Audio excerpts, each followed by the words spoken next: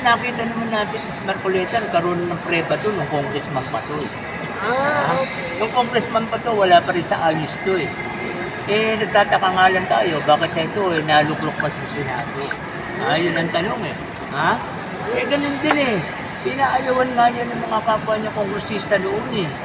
Mismo sa kongreso eh. And then, lalo umakit pa ngayon, lalo na naman nagulo yung Senado. Hindi kasi dapat na tayo magkaroon tayo ng mga ganyan, ng mga politiko na nanggaling sa kongreso, nanggaling sa Senado. Pagkatapos, ito ay magiging magulo lang. Hindi natin dapat gawing circus, no? Ang Senado ay pag sinabi natin ito ay isang masabi natin na isang lugar, no? Na isang binabasihan ng taong bayan, na ito ay sagrado, no?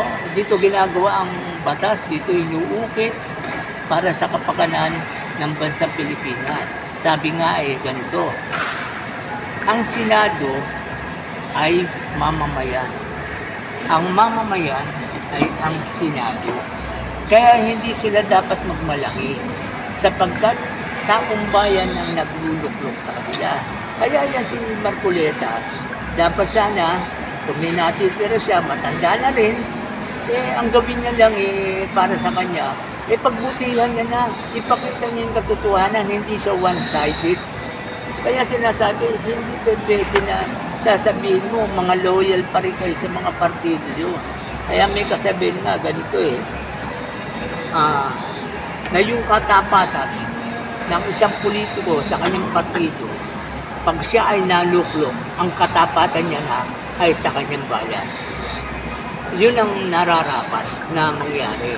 Kaya pakiusap yan kung pag tinanong natin si Marcoleta, masasabi ko dyan kung sa 1 to 10, wala, sa pinakamababa na ang masasabi dyan. Para sa kanya, hindi, hilaw pa siya para lumuklok sa ganyang kalagayan.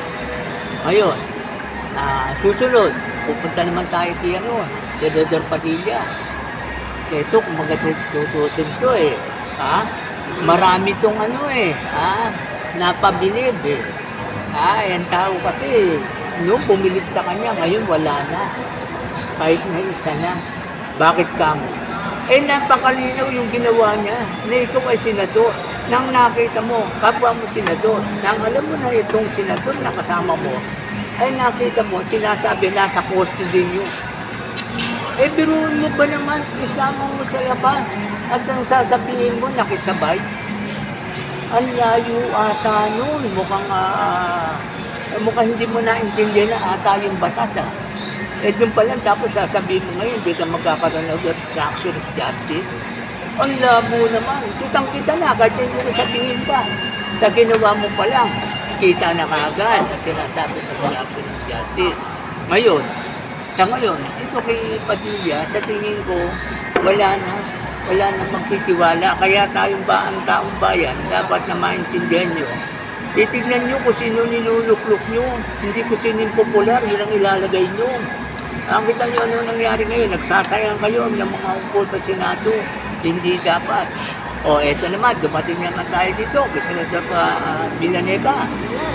Ito naman si Villanueva, mga nasabi, na akala mo sinong napakabait na tao, kung makapag pa sa Diyos, hindi sa inaani natin, natural yun Pero yung alam ng taong bayan na meron kang nakatago, hindi lang yung anomalya, yung meron kang iba, maliban sa asawa mo.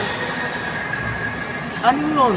Alam ng bayan, and then nag-preach ka. Meron ba siyang ibang kabit?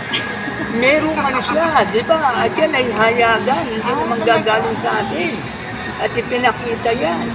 Ngayon, ang isang pinakamatindi dyan, pag ikaw ay nag-preach at hindi sinasabi mo ang kabutihan ng Diyos, dapat ikaw muna maging mabuti bago yung pinipreachan mo. Yan ang nangyayari ngayon na itinatago yung mga ugali nila sa likod ng pagpipreach nila, sa likod ng mga sinasamaan ng mga ano-ano mga ano ng iglesia, kung ano pa. Kaya mga sinasabi, hindi lahat ng tao o isa nang nagsasabi tungkol sa Diyos at pinangangaralan tungkol sa Diyos ay sinasabi mong matino. Ayan na lang, tignan natin si Villanueva. Ano pa, tapos masasangkot sa anomalya. Eh, yung magsinungaling nga lang, alam niya kasalanan eh. Ba't nagsisinungaling siya?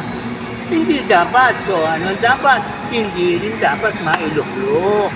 Dapat yung mga yan, sa susunod, hindi na inilalagay yan.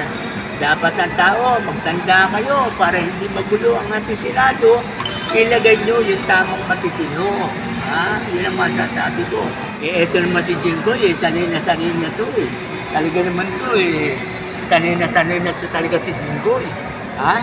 Na talagang ilang beses na talagang ano to eh. Na kinakasuhan ng plunder eh.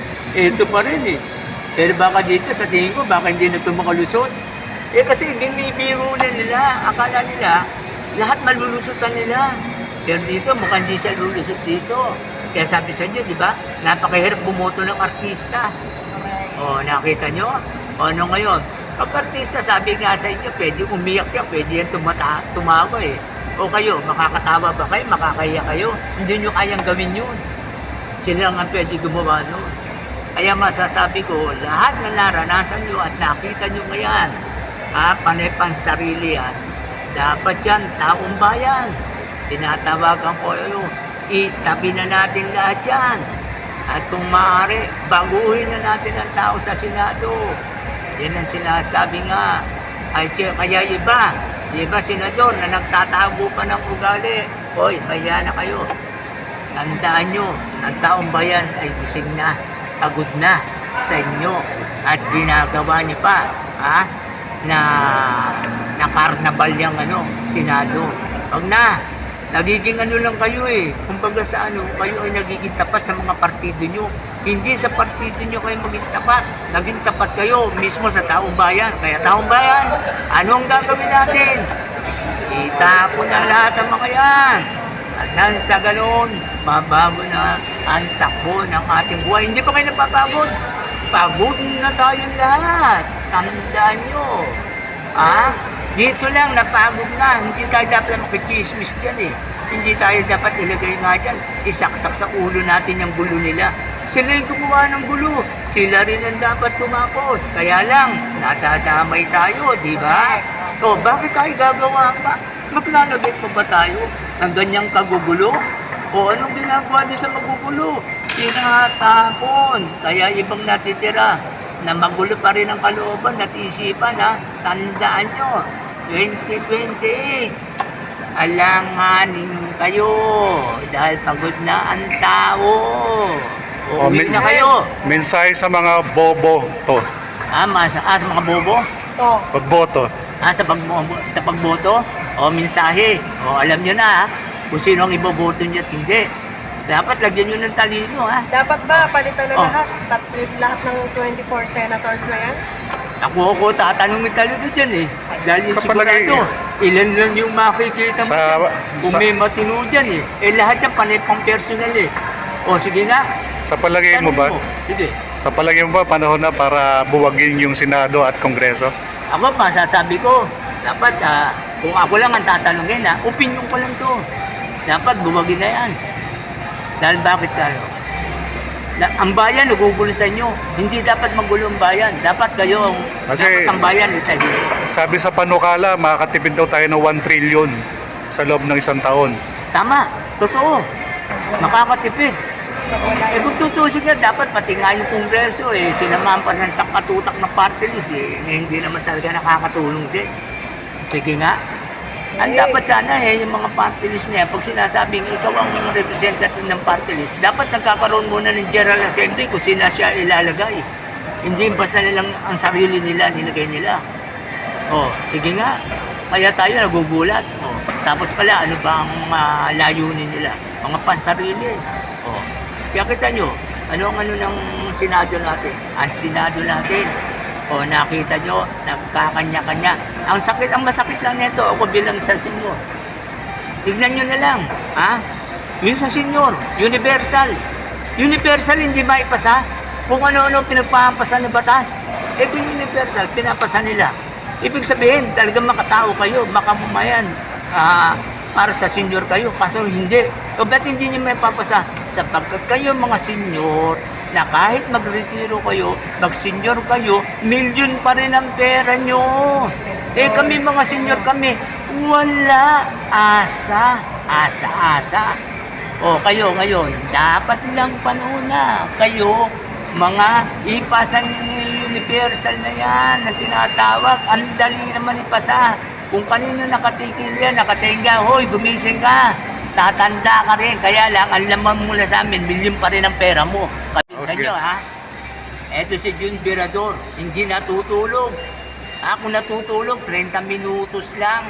Dahil hanggang ngayon, iniisip pa kayo hanggang ngayon kung kailan kami magiging malaya, kung kailan kami makakawala sa mga kalukuhan ninyo. Si Jun Virador, pagod na rin. At ang mga ibang senior, pagod na rin dahil hindi nakikita kung ano yung kinabukasan.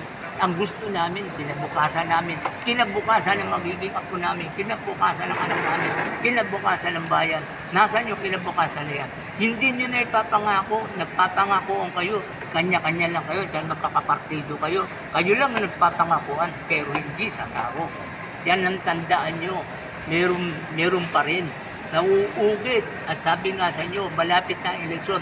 Ewan ko lang kung kayo nakaupo pa dyan. Sa tingin ko, hindi na kayo upo. Hanggang kayo ganyan, hindi ako titigil ng kabibira-bira. Bibirahin ko kayo ng bibirahin hanggang sa makuha namin ang kapayapaan, ang katiyakan na ang Pilipinas ay magiging malaya, na ang Pilipinas ay magiging matahimik, na ang Pilipinas ay uunlad nang hindi kayo kailangan. Yun. Alright, si Jun Virador, bumanat na. Virador. Grabe.